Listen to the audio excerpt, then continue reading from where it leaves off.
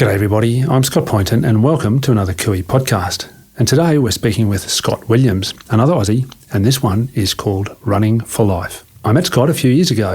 In fact, I was doing my Movember walks and I appeared in the local newspaper.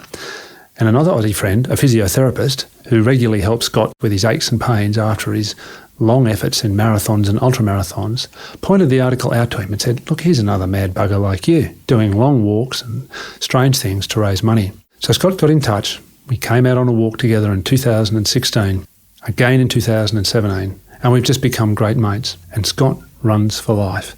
Scott does his own running for his own health and to inspire others. He takes on teaching young kids how to run and all the benefits of a healthy lifestyle. And this year, coming into the Movember season, November 2018, Scott and I spoke about what could we do more beyond the long walks that we're already doing up the mountain, his running, to raise money and raise awareness for Movember Foundation. And Scott came up with the idea of M184.life. In Switzerland, there are 7 national walking routes, and across all of them, there are 184 stages. And Scott came up with the idea of let's get as many people as we can out walking on those stages to raise awareness and raise money for Movember and men's health to stop men dying too young. In this podcast, we chat about that. We chat about the logic of his running, the idea behind it, the inspiration behind it, and what drives Scott forward every day.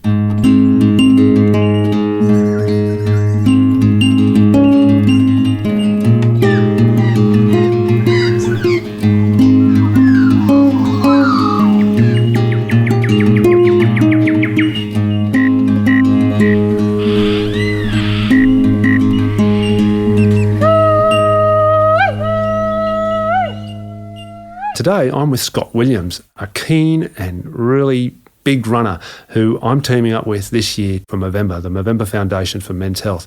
Scott, how are you? Welcome to the Cooey podcast, mate. Thanks, Scott. Great to be here. Yeah, good on you. Look, I hesitated to say in the introduction, the mad marathon runner, because I think, it has negative connotations, but you're an absolute keen runner. You do some amazing marathons. But before we get onto that, just tell us about yourself, mate. Where are you from and how did you come to be here in Switzerland? Thanks, Scott. I've been called worse than the mad marathon runner, so no problems there at all.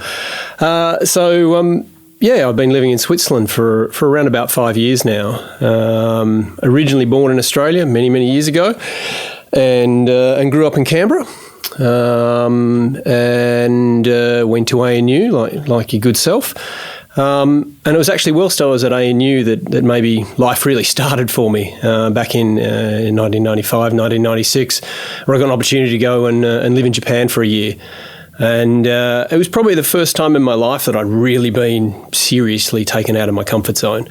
How old were you then, mate? So I was 20, 21, 22. Been living at home up until that point? Been living at home, wonderful, comfortable life. Canberra, nice, safe place to grow up. I was into just about every sport you can imagine. Keen cricketer, keen football player. Enjoyed my cross-country running even back then. Keen squash player. Loved it all. Loved the outdoor lifestyle. But I never really challenged myself probably. Been in a pretty comfortable place. Canberra's a pretty comfortable place to grow up. Yeah, and you got this opportunity. You went off to Japan for a year to study. Yes. Set you up really for the rest of your life in terms of experiences, I think. Well, it did. It tore back the veil, I guess, and made me realise that there was a big world out there, and I loved that feeling of challenging myself. I think I'd probably been looking for challenges, but I hadn't been looking hard enough. And living in Japan for a year, I was confronted with some serious truths about how I was going to live my life. I was 22 at the time. I was getting towards the end of my university studies. Didn't really know what I was going to do. What that year taught me was that I probably could exist outside Canberra. I could probably exist outside Australia, and I really liked that feeling. And I knew after that year that I wanted more. I wanted more challenges. I wanted more experiences, and I was pretty sure I was going to live a good chunk of my life outside Australia. Yeah, and as part of that, you had a trip to Europe. So your first ever place of arriving in Europe happened to be, very strangely, here in Geneva, and then you came to Nyon. and fell in love with the place. Yeah, absolutely. Had some good family friends who were kind enough to say, look, we'll put you up for your first week in Europe. They had a nice place in Geneva, just on the outskirts of Geneva, and it was a nice, safe place to come. They looked after me, did a great welcome dinner for me on the first evening. And then the next morning, lo and behold, let's go over to Nyon. We'll get the boat across to Ivoire. This didn't mean anything to me at all, but I still remember stepping off the train and walking through the old town of Nyon. Just burned in my mind that wow, this is Europe. This is what it feels. This is what it looks like. And in middle of summer, Nyon, as we both know, is a stunningly beautiful place. Yeah. And I thought, at that time, maybe if life works out, maybe I'll get a chance to come back here one day. Well, you did. And what brought you back, mate? Right, so a bit of a convoluted path. So after that first trip to Europe, I then went back, finished my studies in Tokyo and back in Canberra. Got an opportunity to work in Sydney. Spent a few years in Sydney, where I had the wonderful life experience of meeting my now wife of 16 years, Emma, who has been a huge support through that entire journey from 1999 when we first met. We knew right from the start that we both wanted to challenge ourselves and we both wanted to experience the world. And so 2002, we went to London, shared the opportunity to do an MBA at London Business School. I had a chance to move with my job with PricewaterhouseCoopers. So we had a couple of wonderful years as newlyweds in London, experiencing all the delights of Europe. Went to New York for a year, got some interesting experience living in the US. We then got pregnant with our first child, went back to Australia. Were lucky enough to have a second child. And it was about that time I was really starting to get involved in bigger issues, I guess, than just doing my job. Starting to get really interested in climate change, helped set up a climate change team. And had the opportunity to be a stay-at-home dad and really start to understand, breaking down stereotypes of who I was as a man, and really, again, challenging myself. That then led to a big opportunity to go and live in Japan for a few years. And then on the back of Japan, after working on a lot of global issues related to the Sustainable Development Goals and the Paris Climate Change Agreement, a lot of big global issues and global agendas, it made sense to come and live in Switzerland and work out of Geneva. So here you are, and look, along that pretty interesting path where you've got to live in different places and great different experiences, the running has come. And you mentioned you did the cross-country running when you were younger. But you had a bit of a revelation about marathon running at some point, and tell me about that, and tell us about that challenge that you've set yourself for when you get to 100. Yeah, I'll try and do this without shedding too many tears, because I always get a bit emotional when I talk about this. So I did do a bit of cross country running at school. I was a pretty good runner, good athlete. But then I started working, professional job. Started eating food I shouldn't have been eating too often. I was drinking too much. I was working too hard. Starting to not really look after myself. And it was about that time that I met Emma, fell in love. Then we got married, and I started to assess, how I wanted to spend the rest of my life. About the time that I met Emma, I'd already signed up for my first marathon.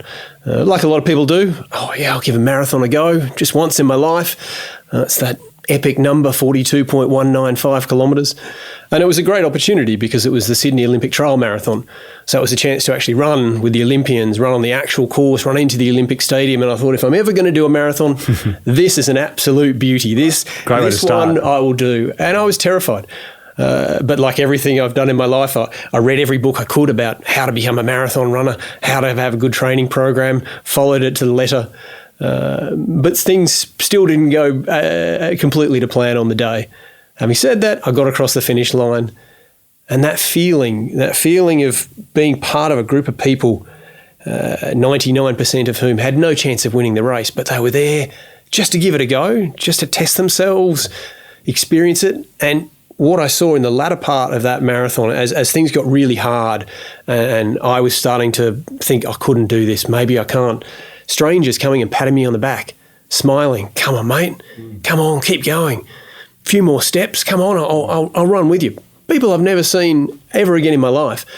And I got real tingles down my spine that there's something in this beyond just the running, something about people coming together and helping each other, which I really liked. Through tough times. Having said that, for the next 18 months, I was so scarred and so terrified by how hard the first marathon was that I didn't contemplate doing another marathon. It took so much out of me just to process the experience.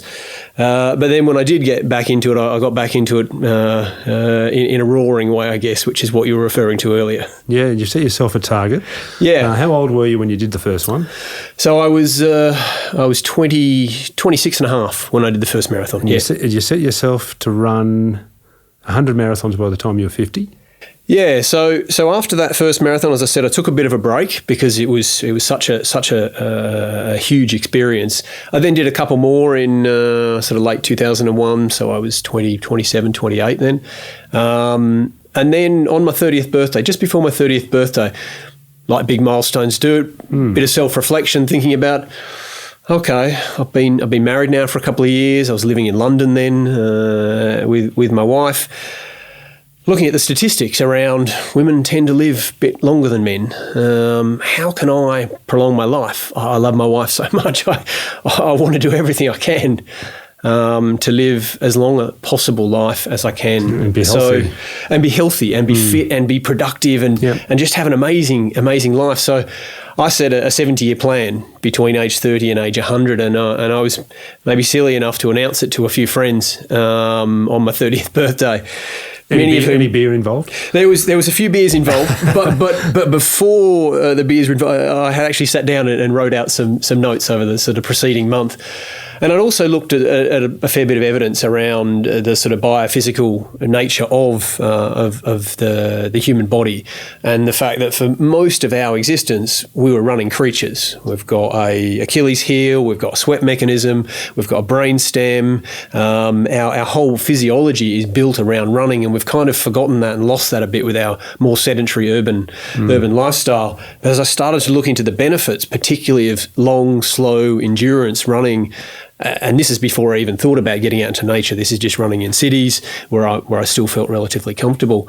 That this could be a journey that I could go on over a very long period of time. So I set this goal of running 100 marathons and ultra marathons by age 50, so about 5 a year for 2 decades, just as a start, just to see what this would do to me, to my relationship.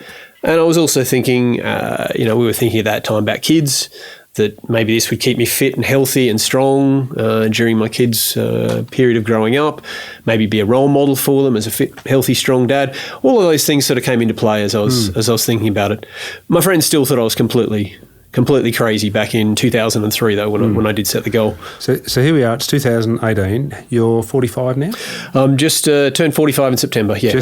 You're going to turn... I'm going to turn 45 in September. Going to turn 45 in September. How many have you done, mate? Right, so I've done 75. 75. Now. You're on track. Number 76 is this Sunday, the gorgeous and terrifying Mont Blanc Marathon. 35-degree heat, we hear. In 35-degree heat, running up and down the Chamonix Valley walls. That'll work, yeah. And look... it's fascinating. We could probably talk for the next half hour about the marathons, but we do want to get on to November 184. But just tell me a bit about that marathon running. I've never run a marathon myself. I have no plans to. The dodgy knees don't seem to be able to cope. You have inspired me to give running a bit more of a go, but it just doesn't seem to work for me. But we do lots of walks, as you know. But what's that feeling, of the marathon? What's the process at the start? I guess you're full of energy and a bit exhilarated. As it goes through, you're pressed and comes towards the end. And it depends on your training, I suppose, how well that goes. And I know you've told me many stories that you've had situations where you've had a stomach bug or it's been hot or just a different particular challenge you couldn't forecast for the day. I mean, just talk us through the marathon running experience. I think, for me, it's a microcosm of life. Certainly when a lot of the training you do by yourself. Just the nature of if you've got a family and you've got a job and life is going on around your marathon training, you have to find pockets of time. Some people do it in groups. I tend to do that pretty much individually. Having said that, very heavily supported by my family, who give me that opportunity to go out and do the training, sometimes pretty early in the morning. And when you do start, you stand on the start line, which I think is the courageous moment. I think that's when you've succeeded, getting on the start line of a big challenge like a marathon or an ultra marathon, where you're not quite sure. A lot can go wrong. 42 kilometres it's a long way, let alone 100 kilometres or 150 or some of the very long races I've done. But it is quite individual. Everybody's sort of thinking of their own race plan. They're sort of thinking of their own pace that they're going to set. They're thinking of their own nutrition and all the things that you've planned and thought about. You do see people go into their sort of bubble. But what happens over that process of a couple of hours, 2, 3, 4 hours, and particularly in the ultra marathons, when you get out to 6 and 7 and 8 hours, is a lot of the barriers between people break down. So the barriers of different religions or different economic classes or different social, all of that collapses into what I call this beautiful singularity, where if you see someone struggling out on the course, you put your arm around them, you might give them some water, you might give them a bit of food if you've got food, maybe help them get to the next aid station. And I've seen some of the most beautiful demonstrations of the true human spirit come out in marathons, and then in particular on trail races and mountain races, where you're really testing yourself to your limit, and you know that everybody else is doing it as well. These races, as I said before, very few people are going to have any chance of winning or getting on the podium or getting a cash prize or a trophy. And the overwhelming, vast majority are not there for that. They're there for some of that communion, I guess, with other people, that experience of this shared challenge together. And it is a real community feeling, and that builds during the race. And I love that, because you don't always see that. There's a lot of polarization. We see in politics, we see in the real world, I guess. There's a lot of division. There's a lot of, this is the way I see the world, this is the way you see the world. I like to believe that some of the lessons that I've learned in the marathon and others learn through the marathon can be taken into real life, into your everyday existence, into your everyday decision making. So you start to have that empathy and that compassion built into everything that you do.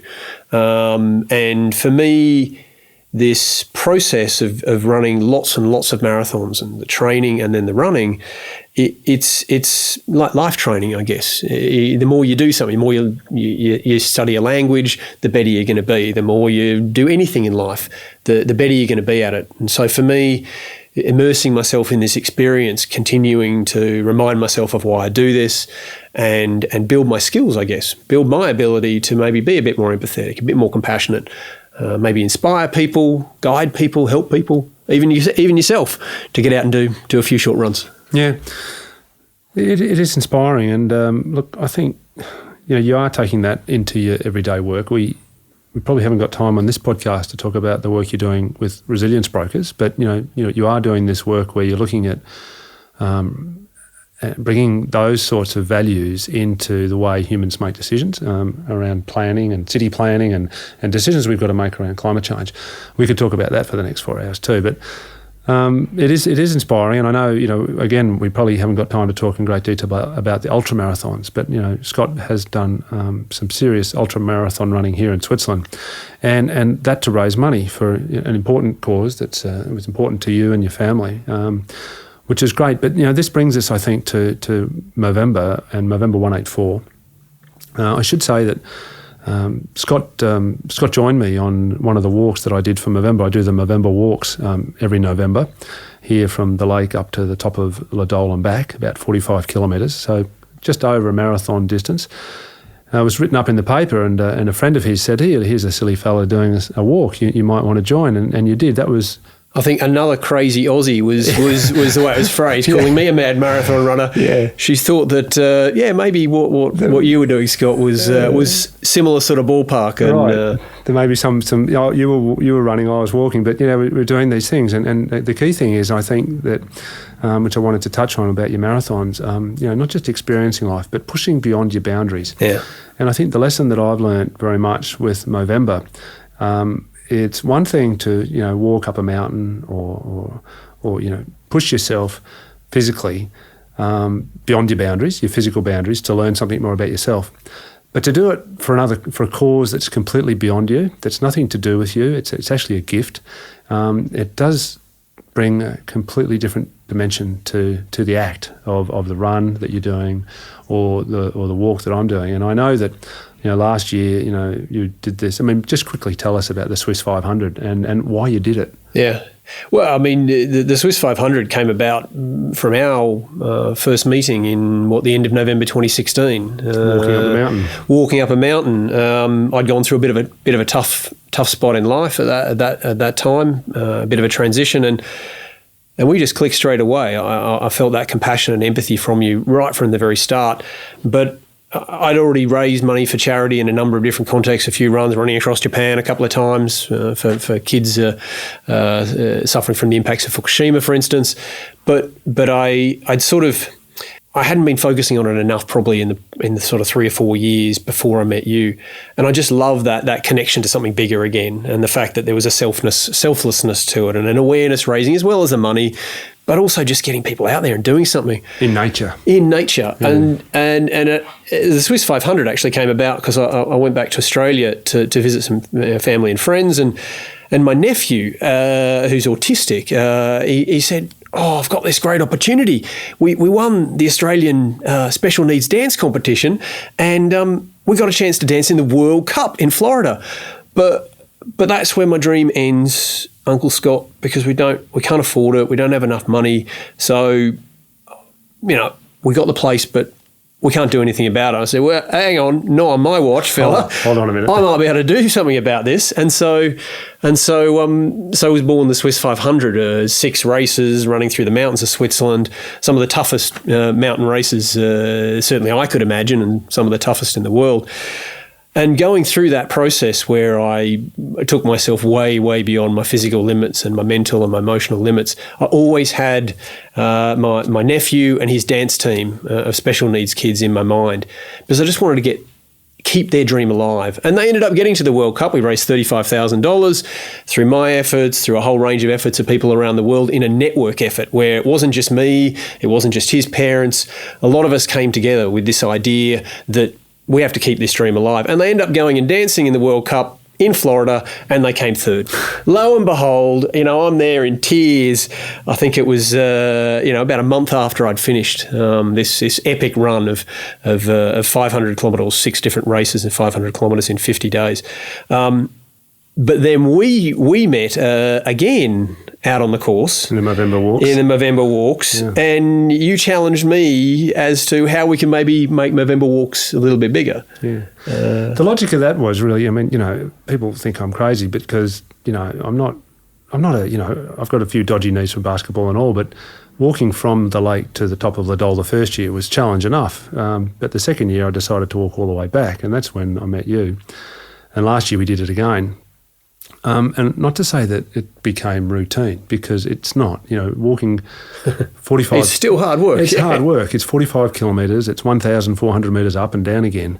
But, by the end of that 5th walk last year, I was sort of thinking, well, great, and let's do it again next year. But what else can we do? What else can we do to take it to another level? Because there is this challenge, this beauty, I think it is. It's an absolute beauty in going beyond your limits, going beyond your physical limits, pushing the boundaries, not just physical, but as you say, physical, mental and emotional limits for something other than yourself. Yeah. And this is what we had the walk last year. We had the first global relay last year where we had people walking all around the world. We had people come and walk here.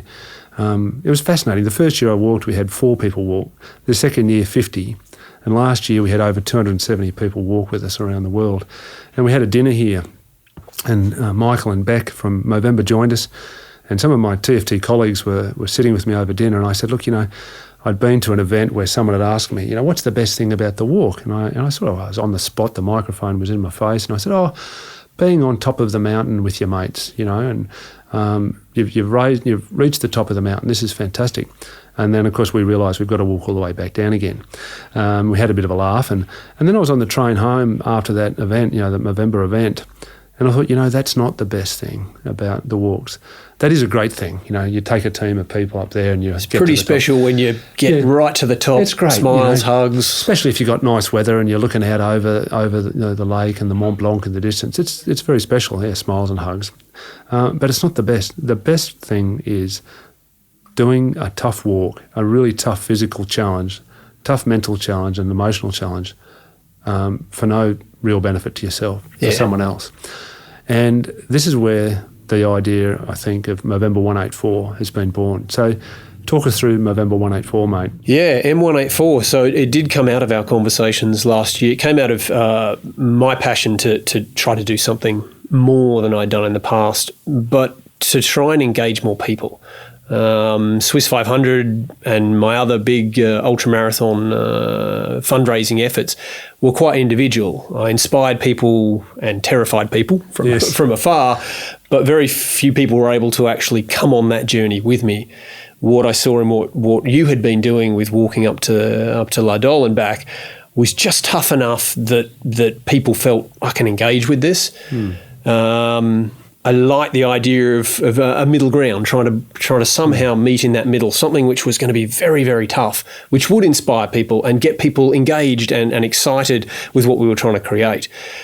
Extending this notion of walking and talking to as big a possible group of people as we could achieve. So M184 came about, simple thinking. There's 184 stages of the Swiss national hiking route system. There's seven national routes in Switzerland. 7 national routes, a total of 184 stages. I then quickly grabbed the calendar and looked at what 184 days would look like, and hey presto, it's amazingly goes from June 1st to November 30. Isn't that wonderful how it sort of works like that? Beautiful serendipity there without actually really planning it. And so I thought, well, one of the other things that had come out of my Swiss 500 is because it was a 50-day effort over 6 races, with able to tell stories and updates and how I was feeling and updates on the fundraising and connections and dialogue and conversations with people. I had a number of people say, well, what if you made it a bit longer? Then you'd have potentially even more chance for engagement, more chance for people to understand what you're doing, then maybe plan to be involved, and then maybe actually get physically involved in what you're doing. So 6 months felt like a good target, and still locking it into Movember, so we'd still finish on November 30. Scott, you would do your the 5 walks across November. But how could we actually bring more people on board? The Swiss National Hiking Route System is a wonderful public good, an amazing gift to the world, which as a starting point makes a lot of sense for people to be able to engage with it. We're talking about walks everywhere from 7 or 8 kilometres up to 35 kilometres, from dead flat along a river valley to over some of the toughest Swiss Alps. There's something for everybody there. And that idea that everybody can test themselves just a little bit beyond their level, to your point before, we've all got different levels. But to give people that challenge, take people out of their comfort zone, get them to reassess who they are, what's important to them. Can they test? Can they challenge themselves to maybe be a better person, be a bit fitter, engage with their community a bit more? All of those sort of messages wrapped up in a single frame. M184 was born. There it was. And so we've got a website now, m184.life. Yep. So really encourage people to go and visit that. And we've got 3 challenges that we've set ourselves this year. I think the third challenge is the 5 Movember walks, starting, I think it's the 1st of November. We have to have a look at the calendar, but every Wednesday. The 31st of October, actually. Indeed. Yeah. Well, that ties into the second challenge, doesn't it? We'll come to that. But 31st of October, we're going to do the second challenge is instead of just walking from the lake to La Dole and back, which is the traditional walk, we're going to try and do that twice in one day. So that'll be 90-kilometre walk, and that'll welcome in November. Yeah. And welcome in Movember, in fact. Fingers crossed. We'll get back to the lake for a very big breakfast, and hopefully a big celebration about 7 a.m. on the 1st of November to really welcome Movember to start. November to start, and we hope to get lots of support for that. And so that's the 2 challenges, the Movember walks and then that first 90-kilometre walk. But the first challenge is coming up in August, so it's very near. Tell us about that, mate. Right. So as part of trying to crowdsource or get engagement across all 184 stages and the 7 Swiss national hiking routes, we thought we should probably walk the talk a little bit ourselves. And when I say a little bit, I mean a lot. Push ourselves. Push ourselves. The mantra of beyond the limits. Yeah. I've done the walk with Scott. Scott's done the walks the last 3 years. I've obviously run long distances, but neither of us have really tried to walk a really, really long way before. And so was born the idea of the Scots on NR5. National Route 5 goes from just outside Zurich all the way along the beautiful, beloved Jura, our playground, our second home, all the way to Neon, where we're sitting today. And it just seemed to be the logical route to choose. It's 315 kilometres. There's 15 marked stages across that 315 kilometres. We thought, well, 15 days, bit long. We don't really have that much time, and then you're at 20 kilometres a day. We could probably manage that. So we thought, let's make it a bit harder. Let's try and do it in 8 days. So we'll be walking up to 50 kilometres a day with up to 2,500 metres of elevation gain or loss, walking every step, hopefully, all the way together, learning a lot about ourselves, pushing the limits, relying on our friends and our family to support us, and hopefully creating a bit of a buzz about setting challenges, taking yourself out of that comfort zone and giving things a go. We had a practice walk on Sunday, and it was a good one, wasn't it? We were over in the Prealps, in fact, and not the Jura, a different mountain range for people who don't live here in Switzerland. And we had a pretty intense walk, and feeling a bit stiff on Monday, but not too bad. Ready to go again on Tuesday, but it was a tough start. But we decided we'd test ourselves and see if we could maintain a reasonable speed over a really tough climb up to the top of Rocher de Nain from Montreux. From Montreux, so it's about 1,800 metre climb in just 13 kilometres of walking.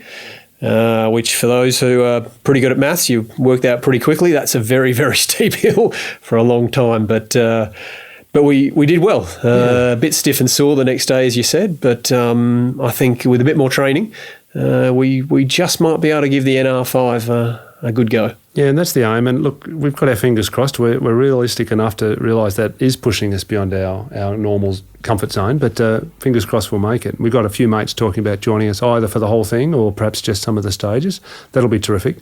But look, there's more to it, isn't there? I mean, we're going to try and raise the awareness of Movember and things like this, but, you know, you've chosen m184.life as the website for a reason, and it's not just, we could have called it m184.walk, for example, you know, but no, it's broader than just a long hard slog through the beautiful Jura Mountains, isn't it? I mean, just we're really approaching this with a deeper philosophy, and I want you to just tell us about that, mate. Yeah, I mean, it's m184.life was it is representative of the fact that this my approach, my philosophy is that it's very easy to get comfortable in how you see yourself, how you think about your life, and to stop challenging yourself and to close off a lot of options maybe.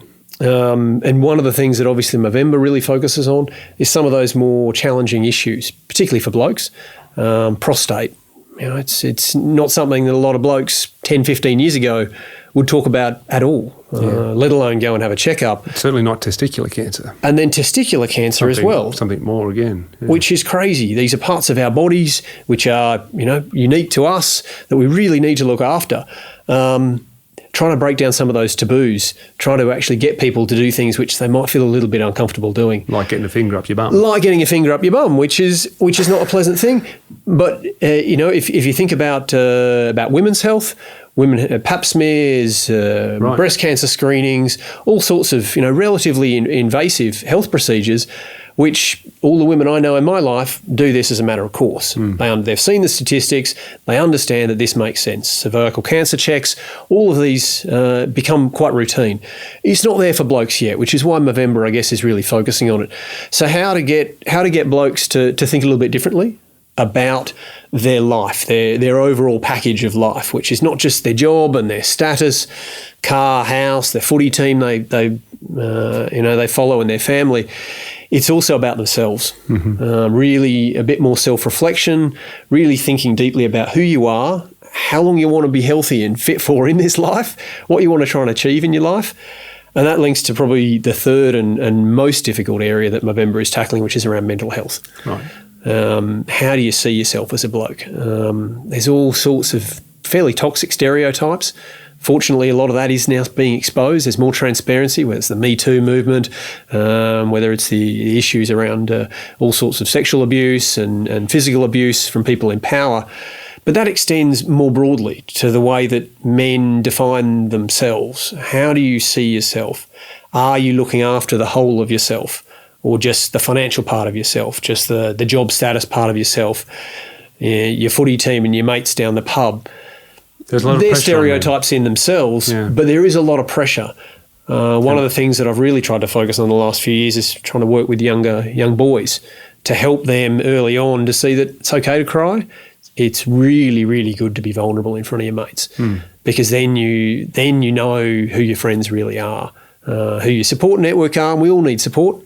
No matter who we are, everybody needs support in their life, and the sooner you can be more vulnerable, the sooner you can talk and communicate, build that emotional literacy, build that literacy about your feelings, and communicate that not just to your wife, not just to your partner, but to your mates, your friends, That's both right. your male and female friends.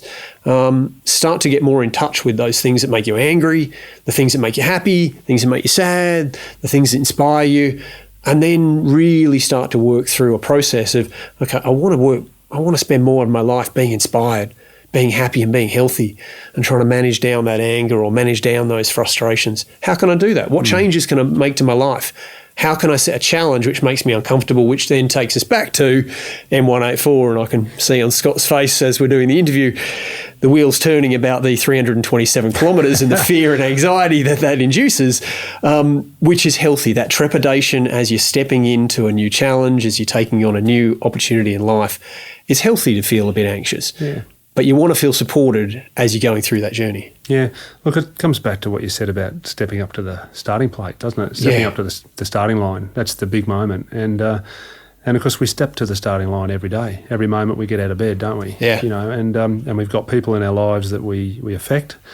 Those people affect us. And I sort of see that we have a bit of an obligation. Not that we're new age men who are ahead of the curve necessarily, but I think I know I've done a lot of self-reflection. I know you've done a lot of self-reflection, Scott.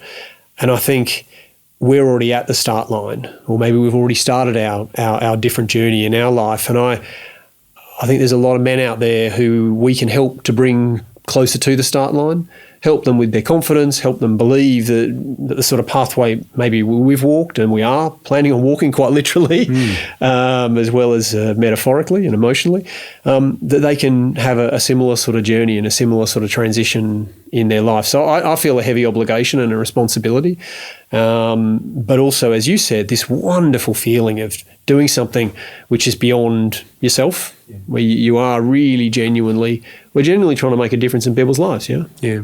And we're spoilt rotten because we live here in Switzerland in this beautiful nature. And the Jura is a beautiful place. I mean, we've got the Alps as well, but our walk's going to be, it's called the Jura Crest Walk. It's going to be quite extraordinary. We've got our fingers crossed we make it, but we know one thing for sure, we'll give it a damn good go. And if we don't make it, well, we'll front up again and give it another go next year. Scott, look, it's been great talking to you. It is inspiring whenever we get together, and we hope that a lot of people are going to come out and join us. I know from the Movember walks, I've had some fantastic feedback from people saying, I didn't think I could do this. This is the first time I've ever done anything like this. And not everyone walks the whole walk. Sometimes they just walk a bit with you. And it makes a lot of difference in people's lives, a lot of impact. We have great respect for our friends at Movember, and we're looking forward to teaming up with them again. It's not just about men. We want women to join as well. It's so exciting, and look, I'm just thrilled to be able to do this with you, mate. And it's one thing to go walking on your own. And the first year, a lot of the walks I did on my own. Yeah. And as you say, when you do your running, your training and everything on your own, but there's just something unique and special about being with someone else. And as we joke, we're going to get to know each other pretty well over the 8 days. I think we are, our Scott. walk. And Scott said to me the other day, as we were coming down the mountain, on our Sunday walk. He says, I'm probably not going to want to see you for a while after we get back to Neon on that walk. And I said, yeah, fair enough. But look, it's great, and I want to thank you for coming in today and sharing this and sharing the inspiration of running and walking in nature, walking and talking with people, and see if we can get some of those men to that starting line. Thanks so much, Scott. Thank you very much for having me, Scott. It's been brilliant, and I genuinely am excited and thrilled about trying to walk NR5 with you. Let's do it. Cheers, mate. Cheers, mate. You've been listening to Scott Williams, Running for Life, and I encourage you to visit our website, m184.life, to find out about our walking challenges this year for November and what we're planning for future years. Goes way beyond just walking. It really is a philosophy of life and trying to help people to be the best they can. I'm Scott Poynton. Thanks for listening.